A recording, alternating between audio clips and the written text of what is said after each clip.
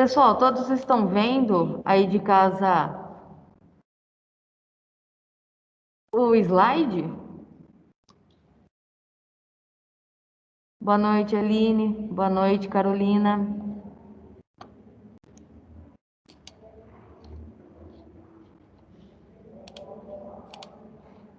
Sim, prof, estamos vendo.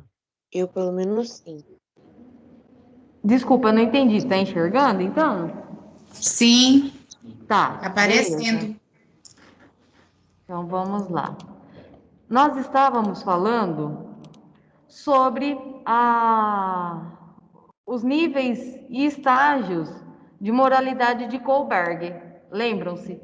Então, eu acho que eu falei para vocês a respeito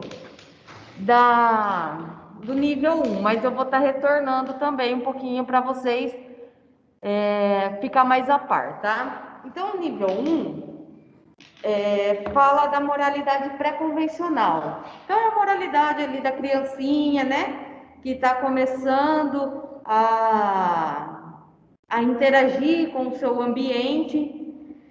Nesse momento, os julgamentos da criança de certo e errado são baseados somente em fontes de autoridade, que estão próximas e são fisicamente superiores a elas, como mãe, pai, professores, enfim, todos aqueles que têm uma autonomia, né? Aqueles que para ela são vistos como forte.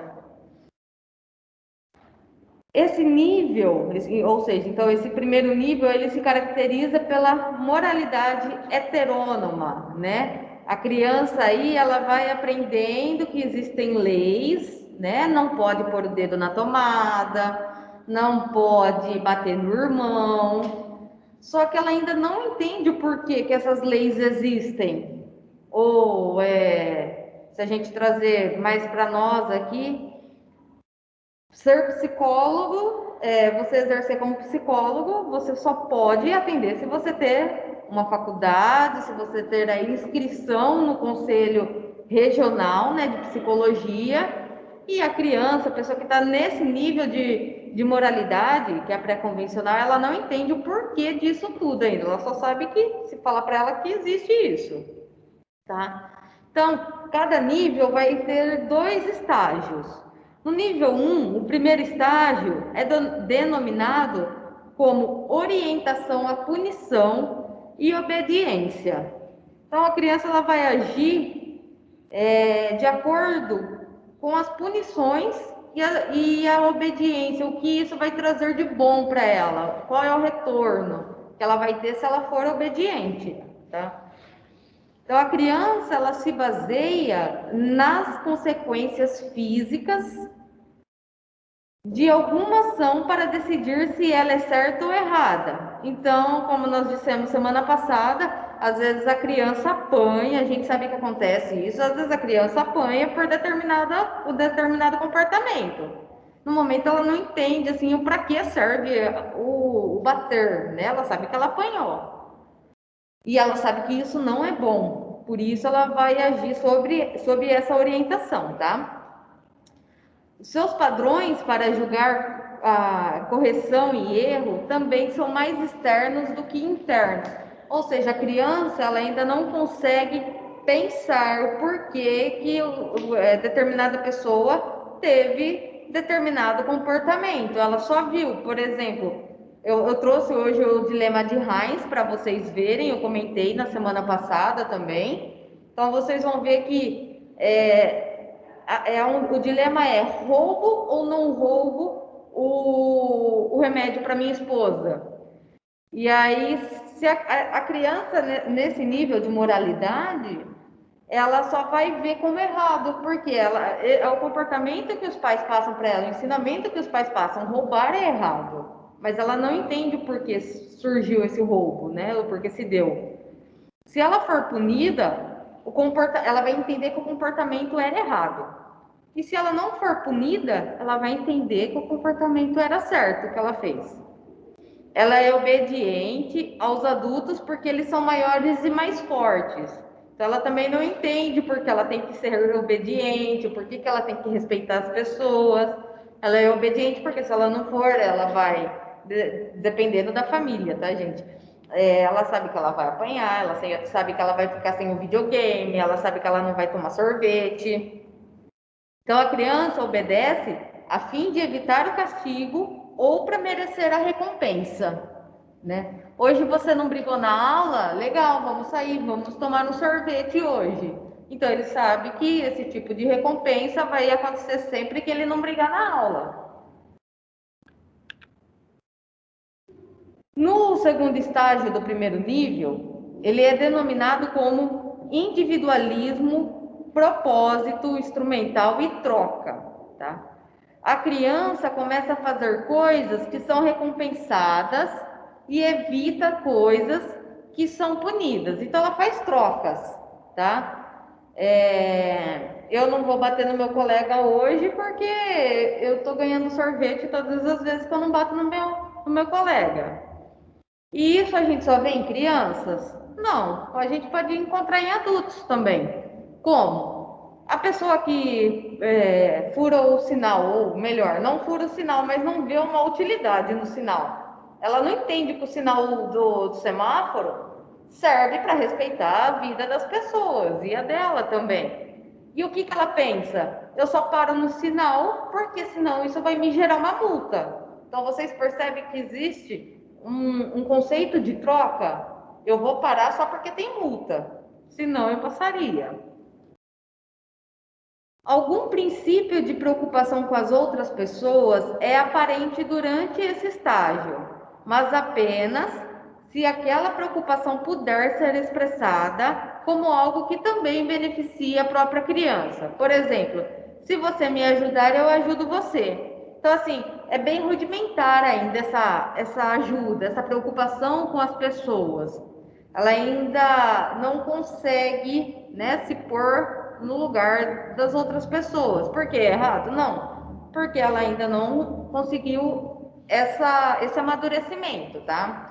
Então, isso vai aos pouquinhos, essa criança está ainda no egocentrismo, ela está na escola, ela está diante de uma atividade bem complicada, ela não consegue fazer, e ela percebe que o colega, por exemplo, que consegue fazer, não tenho a borracha para poder estar utilizando naquela determinada atividade.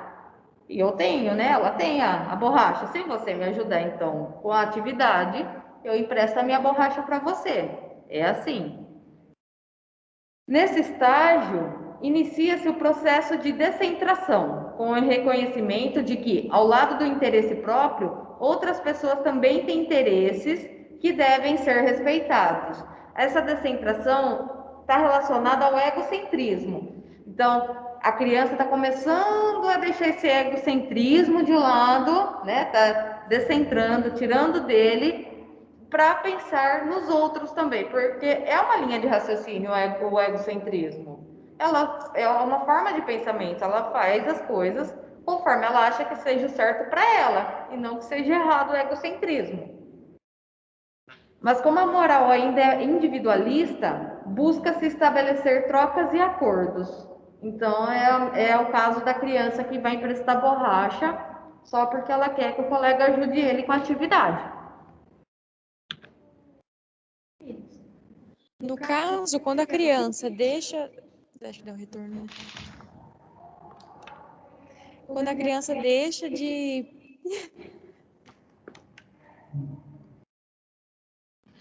Você quer falar para mim? Ou é que eu acho que se você desligar e vir aqui, talvez você consiga falar. Faz isso, faz favor. Vamos tentar isso hoje? Na próxima eu tento me... Não, é só questão mesmo, quando a criança ela deixa de apanhar, por exemplo, deixa de apanhar. Aí ela acha que ela pode fazer o errado, né? Tipo, roubar alguma coisa. Aí se ela deixa de apanhar, ela sempre acha que ela vai ter o direito de roubar, o direito de fazer alguma coisa errada. Quando os pais criam, de certa forma, tipo, fez coisa errada, apanha, fez coisa errada, apanha, fez coisa errada. Aí quando a criança não apanha, aí ela acha que tem o direito de fazer o errado. Vamos ver se eu entendi. Não era bem assim que eu queria perguntar, mas... Se quiser reformular, pessoal, Eu não sei se vocês entenderam o que a Amabile disse. Eu pedi para que ela falasse assim, porque por algum motivo, mesmo eu desligando a caixa de som, o microfone aqui está dando interferência, tá? Ela me perguntou assim, a criança quando apanha, se ela só apanha, ela entende que aquilo é errado. Por exemplo, e a criança que não apanha, ela não vai entender que aquilo é errado? Seria isso? Talvez. E é dessa forma que acontece? Não, porque aí a gente entra naquele assunto, né, do bater.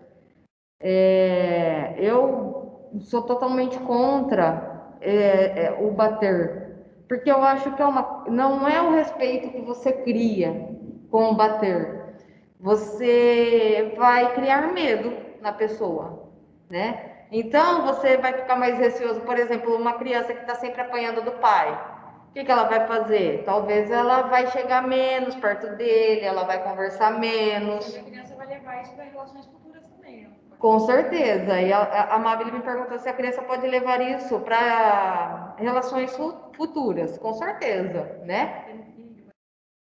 No filho, ou quando ela se relaciona com alguém, achar que essa pessoa é tão autoritário, ou ter aquele papel, assim, aquela figura, na verdade, do tipo assim, bom, se ele me bate querendo o meu bem, isso tudo, claro, gente, muitas vezes de uma forma muito inconsciente, tá? E eu me relaciono com uma pessoa que me bate, é porque ele tá querendo o meu bem, entende? Então, o bater não é legal. O bater, ele não vai ensinar o que é certo e o que é errado. Claro que cada um tem uma vertente, né? Eu sou contra qualquer tipo de violência física, mesmo que seja com uma criança, porque ela é um ser humano. Mas eu acho que podem ser utilizados outros recursos, tá? Como o castigo, né? Eu acho que o castigo ele acaba sendo muito mais efetivo do que o bater. Não só isso, né? Mostrar para a criança que o que ela fez não foi legal, que o que ela fez machucou outra pessoa, que ela também acostumar a criança com mimo, por exemplo. A criança sempre que ela não recebeu mimo, ela não vai fazer. Exatamente. Né? A Mabeli também perguntou do mimo, né? Dessa coisa de você estar sempre reforçando. Fez alguma coisa então, um brinquedo, tá isso, tá aquilo. E a criança vai se acostumando que... Sim, existe isso também. A criança pode, então, se acostumar a tais mimos. Ou seja, ela vai para a escola, né? É a obrigação da criança ir para a escola. Ela tem que ir, é responsabilidade dos pais mandarem. Ela tem que estudar, e ponto. E aí, todo dia ela ganha um sorvete. E ela percebeu que num determinado dia ela não recebeu o sorvete, no outro ela também não recebeu. Ela não quer mais ir para a escola. Perde a graça, entende? Então, com certeza, isso tem relação também. Então, assim, tudo que você reforça muito, né, tem que ter um equilíbrio. Vocês vão ver isso muito melhor, né, na disciplina de cognitiva comportamental, ou melhor, de comportamental. Vocês vão ver mais sobre reflexo, reforço, punição, castigo, tá? Eu consegui suprir sua dúvida? Então, beleza.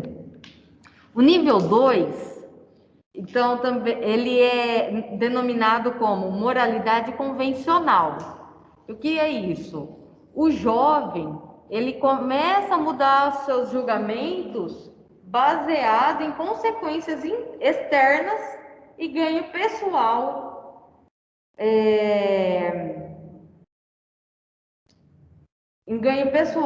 a julgamentos baseados em regras ou normas de um grupo a qual ele pertence. Então, assim, o nível da moralidade convencional é o nível que a maioria das pessoas estão presentes. Mesmo adultos, Tamires, mesmo adultos. Depois eu vou falar um pouquinho disso de idade com vocês. Então, nesse primeiro estágio, vocês vão perceber que o que mais importa para as pessoas é elas estarem no seu grupo. O que o grupo diz que é certo fazer, então eles fazem. E aí esse nível ele está muito ligado à adolescência. Então nós vemos grupinhos, por exemplo, que utilizam cigarro, utilizam bebida. E por que o fulano, que os pais não bebem, não fumam, tá tendo contato com isso? Primeiro que a adolescência, ela traz toda uma curiosidade das coisas.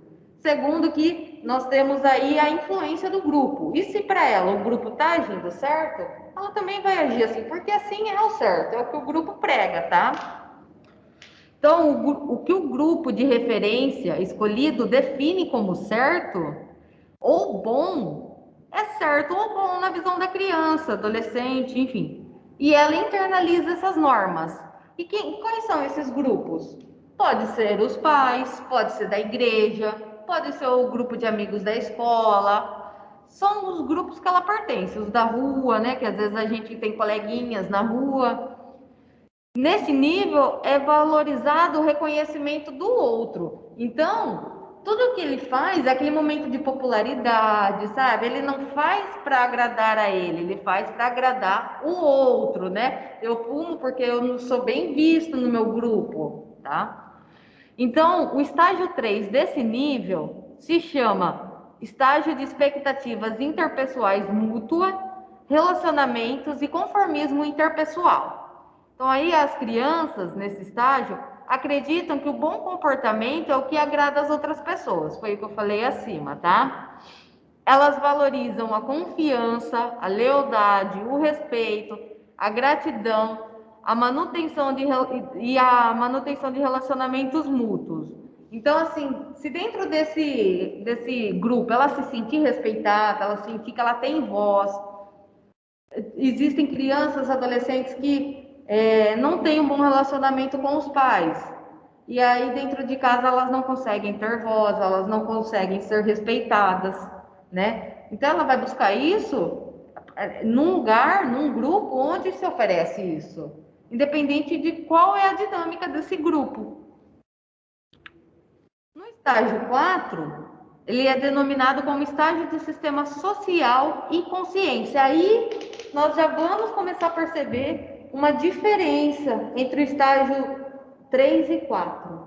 Por quê? As crianças focam em cumprir seu dever, respeitar a autoridade, seguir regras e leis, né? Já é um pouquinho mais diferente, embora seja do mesmo nível. A ênfase nesse estágio é menos no que é agradável para outras pessoas e mais em aderir a um conjunto complexo de regulamentos.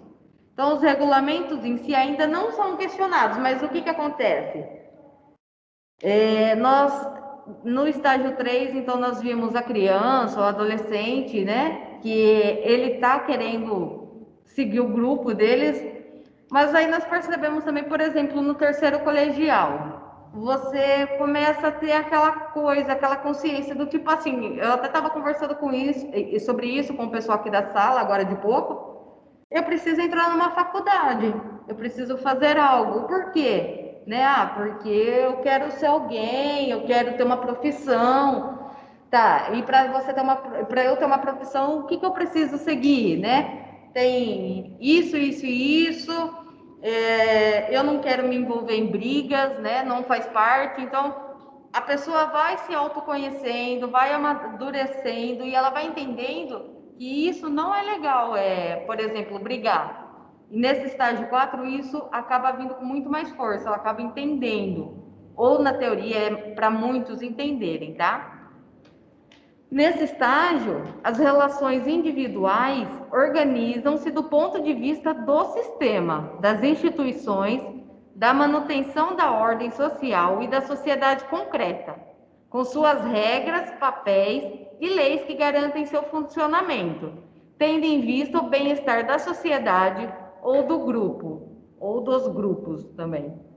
Então, foi como eu falei, ele não vê mais só a relação do grupo, mas em fazer bonito pro grupo, mas ele começa a reparar nessa relação individual dele mesmo com o grupo. Vocês estão entendendo que existe uma diferença entre você começar a perceber as suas relações com o grupo do que você seguir a modinha do grupo?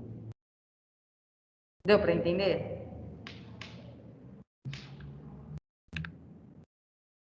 O nível 3, que é o último nível, ele é chamado de moralidade pós-convencional, ou seja, então nós temos lá a primeira pré-convencional, a mais rudimentar, temos a convencional, que é o meio, que é onde vai surgindo esse amadurecimento, e nós temos o pós-convencional, que é o que vai além, né?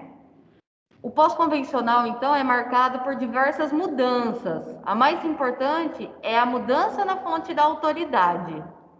No nível 1, as crianças veem a autoridade como totalmente fora delas, né? Então, é sempre o outro a autoridade. No nível 2, os julgamentos de regras e autoridades externas são internalizados. Então, no nível 2, ela começa a entender que existem regras, né? Ela sabe que existem as regras, mas ela ainda não questiona, ela não julga isso, tá? E no nível 3, um novo tipo de autoridade pessoal surge e permite que uma pessoa faça julgamentos e escolhas individuais baseadas em princípios.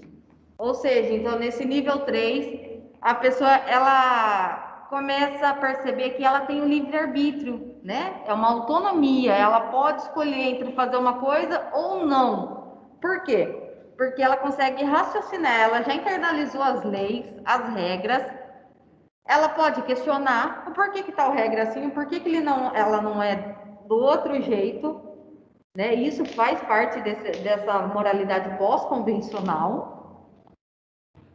E com base nessa internalização das regras, ela consegue julgar o próprio comportamento, o comportamento das outras pessoas como bom ou não, e o porquê disso. Por exemplo, Heinz roubou o remédio. Uma pessoa talvez nessa colocação ela poderia pensar assim, tudo bem, né? Foi para salvar a vida de alguém, né? A gente está indo, está passando esses princípios, são princípios de manter a vida de alguém. Esse é o nível mais alto da moralidade. Chama-se pós-convencional porque nele a pessoa começa a perceber os conflitos entre regras e sistema. A gente percebe que existem muitas regras que não estão de acordo com o sistema que a gente vive, né? E aí é onde nós vemos as pessoas reivindicando os seus direitos, reivindicando uma mudança de leis. Por quê? Justo porque desse amadurecimento moral. O estágio 5, que é o penúltimo estágio, então, chama-se orientação pelo contrato social. As pessoas mostram evidência do início desses princípios. Regras, leis e regulamentos ainda são vistos como importantes porque asseguram justiça e são vistos como logicamente necessários para a sociedade funcionar. Então, é por que orientação ao contrato social? Porque ela sabe que existem as leis. As leis precisam ser cumpridas. Por quê? Para que exista um bom funcionamento entre a sociedade, entre eu e o meu próximo. Entretanto, pessoas operando nesse nível também reconhecem que regras, leis, regulamentos, às vezes precisam ser ignorados ou mudados, tá? Isso daqui eu quero deixar bem frisado para vocês.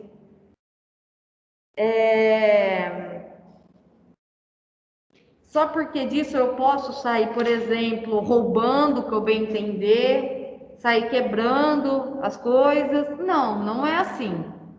Mas a gente percebe que tem coisas que precisam ser mudadas, né? E às vezes ignorar ou passar por cima de uma regra está visando um bem mútuo, ou de uma coletividade, ou de vida, tá? Estágio 6, que é o último, chama orientação a princípios éticos universais. Então, nesse estágio, as pessoas que raciocinam dessa maneira assumem a responsabilidade pessoal por suas próprias ações, com base em princípios fundamentais e universais. Então, lembrem-se também, a gente chegou a ver o código... oh meu Deus, a Declaração dos Direitos Humanos, né? E lá tinha os princípios universais, como justiça e respeito básico pelas pessoas. Então, aqui, a pessoa ela já entendeu que ela tem uma responsabilidade perante a sociedade, né? E que todas as ações que ela fazer, que ela ter, ela vai ser responsabilizada e vai existir uma consequência positiva ou negativa, mas vão existir as consequências e ela não vai fugir dessa responsabilidade, tá? Dois pesquisadores, chamados Annie Kolbe e William Damon, em 92, observaram que outra qualidade dessas pessoas que estão nesse estágio, que elas compartilham entre si, é a reciprocidade aberta. E o que é isso? É uma disposição a examinar suas ideias e suas convicções, mesmo enquanto agem firme e generosamente em apoio dos seus ideais. Pasmem, eles falam que essas pessoas não são comuns. É muito difícil encontrar pessoas assim, nesse nível de estágio 6. Dois grandes exemplos são Mahatma Gandhi e a Madre Teresa de Calcutá. Ambos devotaram suas vidas a causas humanitárias. Poderia também citar Martin Luther King, que brigou pelos direitos, né, do povo afro-americano, dos negros em si, numa época tão segregacionista como era nos Estados Unidos, né? Negros não poderiam estar presentes nas mesmas escolas onde brancos estavam.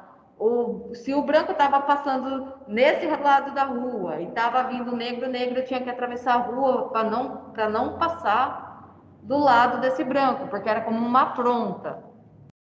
Então, os comportamentos morais regulam-se finalmente por princípios. Os valores independem dos grupos ou das pessoas que os sustentam. Como assim os valores independem? Então, os valores não têm... O que eu aprendi, que é errado roubar. Então, não faz sentido. Os valores, eles independem somente se for para um bem de uma maioria, se for para um bem de uma pessoa, tá? A gente tem sempre que lembrar nisso. O quanto eu vou beneficiar uma pessoa e o quanto eu não vou beneficiar uma pessoa, a outra pessoa. O quanto a outra pessoa vai sair lesada na história. E aí colocar na balança. Então, se a pessoa, por exemplo, roubar e... Se a pessoa roubar um bem maior, mesmo ela roubando, ela vai se enquadrar nesse estágio 6. Talvez sim. Por que eu falo talvez sim? Porque a gente tem que tomar cuidado. Porque pode falar assim, a professora está indo lá pregando que roubar é certo, né? Sim. Não, eu entendi. Mas eu falo assim, é o que eu vou trazer. O Kohlberg, ele trabalha com dilemas para poder ensinar as pessoas a amadurecer moralmente e poder alcançar esses estágios. De que forma? Por meio desses dilemas. Por quê? Se a gente for parar para pensar o que é um dilema, é uma escolha que você tem que tomar diante de situações totalmente opostas, né? Então, vamos supor, tá, eu roubo ou não roubo determinada coisa? Rouba. Por que você vai roubar? Qual é o benefício disso? Vai ajudar alguém? Né? Então, ele faz essa criança, esse adulto refletir para entender se aquela determinada ação seria correta ou não. E o porquê que não seria correta. Tá? E aí foi o que eu trouxe para vocês, eu falei agora do dilema. O que escolher? O dilema sempre vai estar assim. Vocês vão passar por vários dilemas na vida de vocês, né? Seguir um sonho, estudar, enfim, existem tantos dilemas aí, ser mãe, não ser mãe, casar, não casar, casar ou comprar uma bicicleta, eu fico com a opção da bicicleta ainda, mas enfim, brincadeiras à parte. E aí eu trago então para vocês o dilema de Heinz, o dilema mais famoso de Kohlberg. Ele conseguia fazer as pessoas refletirem e alcançar uma maturidade né, com relação a esse dilema e todos os outros que ele propôs. A história é o seguinte: a esposa de Heinz estava gravemente enferma. O remédio que salvaria a mulher, a esposa, custava muito caro, muito caro. E Heinz não tinha condições financeiras para comprá-lo do farmacêutico que detinha a fórmula. Após esgotadas as tentativas de conseguir o remédio de modo transparente, ele o roubou. Então vamos pensar, a gente tem aí inúmeras enfermidades. Vamos supor que essa mulher tem o câncer e esse homem tem a fórmula mágica que cure o câncer. E aí o marido vai lá, pergunta quanto custa e é um valor exorbitante. Exorbitante. Vamos supor aí, o marido nem vendendo a casa talvez conseguiria comprar, ou a casa nem é dele, é alugada. Como que faz? Recorre a quem? Aí ele tenta negociar, olha, você dá um remédio para mim e eu vou te pagando por mês uma quantia X, eu venho aqui, eu faço o serviço aos finais de semana para você. E o farmacêutico, não. Eu vou vender, se você quiser o medicamento, você vai ter que pagar e ponto final, senão não vai ter. E o que o Heinz fez? Se viu sem saída e roubou o medicamento. E aí eu começo a trazer algumas questões para vocês.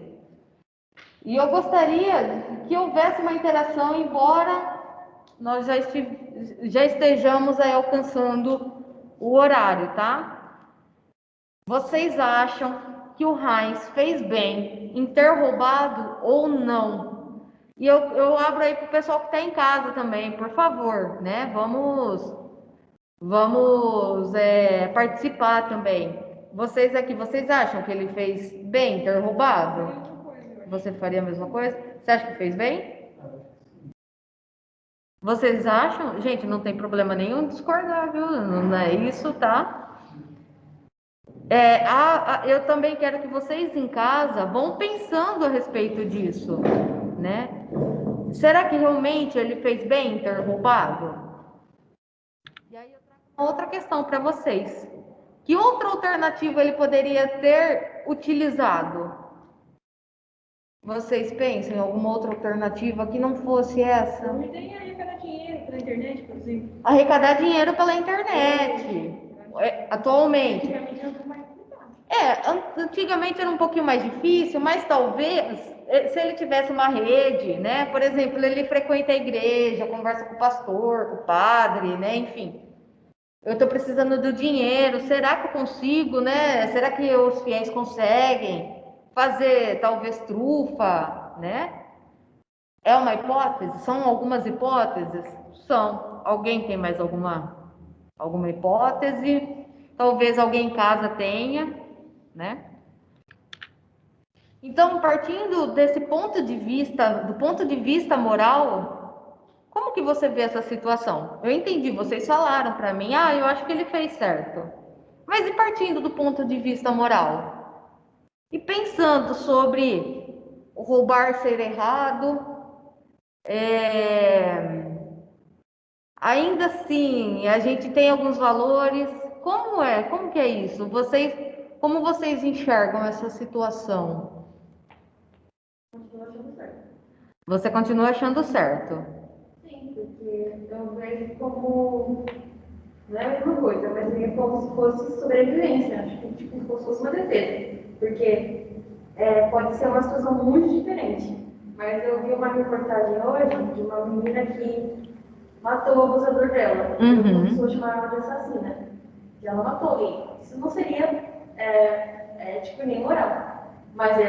Mas diante dessa situação, acabou que anulando essa sentença de antiético ou imoral, por exemplo. Eu entendi. É lógico, se eu estiver recebendo uma pessoa perdendo algum tipo de abuso, verdade, se alguma coisa, sou eu por eu mesma. Eu faria a mesma coisa pensando também. É aquela questão. Gente, a Ana Carolina está trazendo a questão de uma moça que foi abusada, tá? E ela matou o seu abusador. E ela disse que viu na reportagem que algumas pessoas têm chamado essa moça de assassina, né? E aí, então, o comentário foi feito assim, quando você se vê numa situação de perigo, né, que a sua vida tá em risco, né, essa situação acaba deixando de ser antiético ou imoral. Não que seja certo, mas é que naquele momento, para aquela pessoa, foi a melhor escolha dela. Ou ela faria isso, né? Eu não sei, eu não estou julgando nem ele, nem ela, tá? Mas para ela, naquele momento, foi o melhor que ela pode ter escolhido, né? Foi a questão da sobrevivência mesmo. E o que vocês fariam se estivesse no lugar do Heinz? Farmacêutico, o que faria? E o farmacêutico? Será que alguém aqui se enquadraria Ele vai ter o prejuízo do medicamento. Sim. Mas ele poderia também ter pensado uma forma de ajudar o casal, de uma forma que não prejudicasse nem ele, nem uma pessoa que está passando por uma situação difícil, né? A Amabile trouxe a questão. E o farmacêutico, como é que fica nessa história? Ele está saindo lesado, de certa forma, tá? Ele tem todo o direito de não querer dar o medicamento? Ele tem, né? Ele é o dono da fórmula, ele tem o direito, tem. Eu entendo assim, é uma frieza? É uma frieza, gente. Não chegou no estágio 6, né? Talvez no estágio 3 do convencional.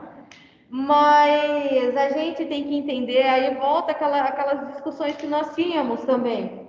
O quanto a minha liberdade termina quando começa do outro. Sim, termina quando começa do outro. Ele tem todo o direito de não vender.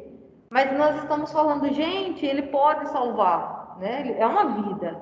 Será que realmente vale a pena não querer dar, né? Eu acho assim, eu não parei para pensar pelo lado do farmacêutico. Você trouxe uma ótima questão, Amanda. Deve ser um medicamento caro que ele investiu. Pode ser que seja um medicamento caríssimo. Sim, e ele só conseguiria, por exemplo, adquirir outro se ele, né, tivesse o dinheiro em mãos, né? Tem esse outro lado? Tem esse outro lado, gente.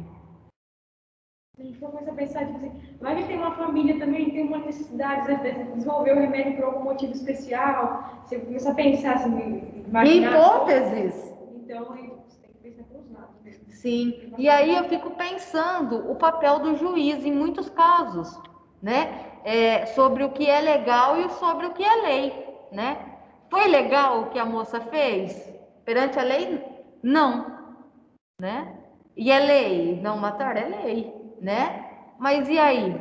Qual foi o desfecho da situação? Então, assim, são pontos para serem analisados, né? Eu acho também assim, talvez uma mão lave a outra, né? Eu te ajudo, você me ajuda, né?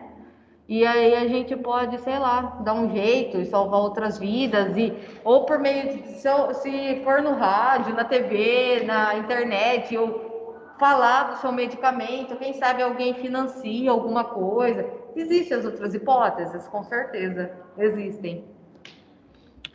Pessoal, eu vou parar aqui, tá? A gente vai parar no dilema de Heinz. Eu vou passar para vocês, eu não vou passar hoje, eu vou colocar no portal, eu vou passar 2 trabalhos para vocês, tá? Vai ser no mesmo esquema da semana passada. Da semana passada não, minto, o mesmo esquema do bimestre passado, tá? Vocês podem se dividir da forma como vocês quiserem, como vocês fizeram no bimestre passado também. Vão ser Tamires, referentes. Oi. eu não sei se você está vendo a nossa tela, tá? Mas eu levantei a mão, tá? Não sei como você está se organizando aí. Tá. Pode falar, Bom, Mari. a questão é a seguinte: eu gostaria que você fizesse uma consolidação da aula do tema, falando alguns pontos altos que nós devemos prestar atenção. Por quê? Como a aula foi mais interativa e presencial, pouco a gente conseguiu escutar ou entender o que os nossos colegas falavam, e isso tira um pouco a atenção, tá? Então, se você puder dar uma recapitulada, um fechamento de aula, seria muito interessante.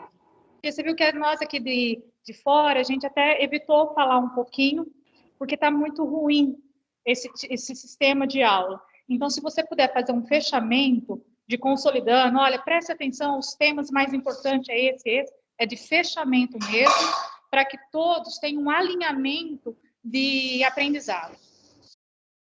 Tá. Vocês estão conseguindo me ouvir bem, gente? A máscara, ela acaba prejudicando um pouco a nossa conversa, tá? Talvez Não, com relação à sua voz, tá ok.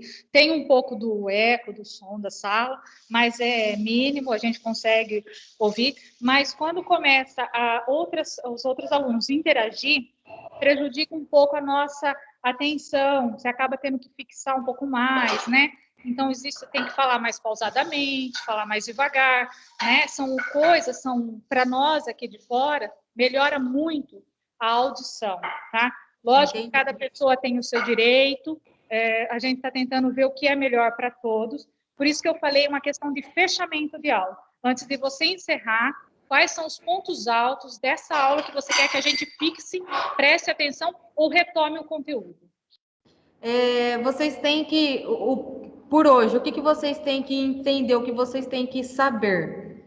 Os níveis de moralidade, nível pré-convencional, convencional e pós-convencional, tá? Saber que existem em cada um desses níveis 2 estágios.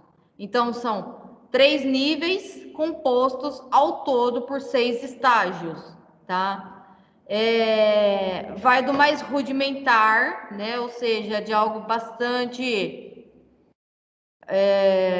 grosseiro ainda, e ao passo que isso vai melhorando, então aí entra-se no convencional e depois, boa noite, pessoal, e depois de se entrar no convencional, que você consegue ir refinando a sua moralidade, quando você passa desse ponto e você começa a pensar no geral, então você vai para um pós-convencional, tá? Outra coisa que vocês precisam saber, os nomes dos estágios, tá? É importante. Deixa eu só pegar aqui. O estágio 1, orientação à punição e obediência. Lembra sempre aqui que a criança, ela vai agir de acordo com punição ou com uma recompensa, tá? No estágio 2 entra o individualismo, o propósito instrumental e a troca. Então, é a fase do egocentrismo, são as ideias principais, tá? É o egocentrismo, é a troca, né? Eu só faço se você fazer tal coisa. Então, é essa troca entre pessoas. O estágio 3 é o estágio de expectativas interpessoais mútuas, relacionamentos e conformismo interpessoal. O que precisa ficar gravado aqui é que as pessoas, elas começam a pertencer a grupos e elas seguem as regras e normas de determinados grupos. Por respeito, por confiança, lealdade. No estágio 4, da moral convencional, é o estágio de sistema social e consciência. Deixa eu ver que o pessoal está chamando, que eu precisei abrir. Boa noite, pessoal. Nesse estágio, então, sistema social e consciência.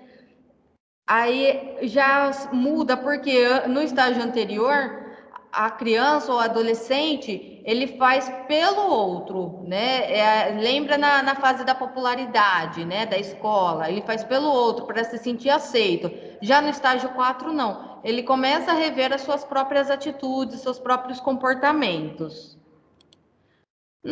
No terceiro nível, que é o nível da moralidade pós-convencional, então, aí a pessoa já internalizou as regras, as leis, e ela consegue fazer julgamentos baseados nessas internalizações. Ela passou a entender, ela consegue questionar. Então, ela passa a questionar regras e leis e fazer julgamentos de acordo com isso. Tá? São os pontos principais. O estágio 5 é o estágio de orientação pelo contrato social. Então, aí a pessoa, ela sabe que é necessário ter uma lei né? Para quê? Para que exista um bom funcionamento da sociedade. Pensando que aqui pode ser quebradas algumas leis para um bem coletivo ou um bem maior. E o último estágio, que é o de orientação a princípios éticos e universais, são poucas pessoas que atingem esse estágio, tá? São pessoas que entendem que ela tem uma responsabilidade perante a sociedade e que brigar por determinados direitos pode gerar algumas consequências, positivas ou negativas, mas elas ainda assim vão ser responsabilizadas por isso, tá? E as pessoas que nós temos aí como referências são Mahatma Gandhi e a Madre Teresa de Calcutá. Deu para pegar agora esse fechamento? Sim, professora. Esclareceu quais são os pontos que temos que prestar atenção. Tá. Alguém mais quer fazer alguma pergunta? Professora, o estágio 6 é o pós-convencional? Isso.